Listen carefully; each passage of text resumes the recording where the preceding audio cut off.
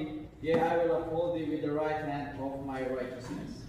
Again, Isaiah chapter 41 verses, the Bible says, Fear thou not, for I am with thee. Be not dismayed, for I am thy God. I will strengthen thee, yea, I will help thee, yea, I will uphold thee with the right hand of my righteousness. Let us pray.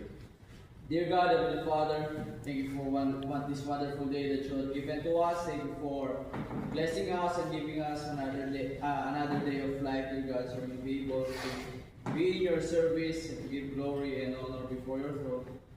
First of all, dear God, we come before your throne of grace to ask for forgiveness, whatever things that we have done that's not pleasant in your sight. Lord, cleanse us from all of our sins so that we may be able to be found faultless before your throne, O Lord. Lord, tonight, help us as we study your word. Give us attentiveness and undivided attention, dear God, as we study and meditate upon your word. Help us, O Lord. We love you. We give all the praise, glory, and honor in your name, for your worthy. Amen. So, once again, good evening, friends. So tonight, I want to remind you of something powerful that God, powerful, which means in this verse, it says that God has not forgotten us. Like what it says, Fear thou not, for I am with thee. Be not dismayed, for I am thy God. I will strengthen thee, yea, I will help thee, yea, I will uphold thee with the right hand of my righteousness.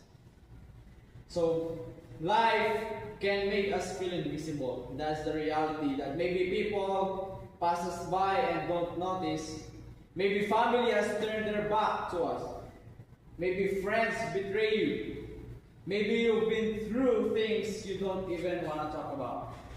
But then, the God of heaven, the creator of this world, sees you, knows you, and loves you.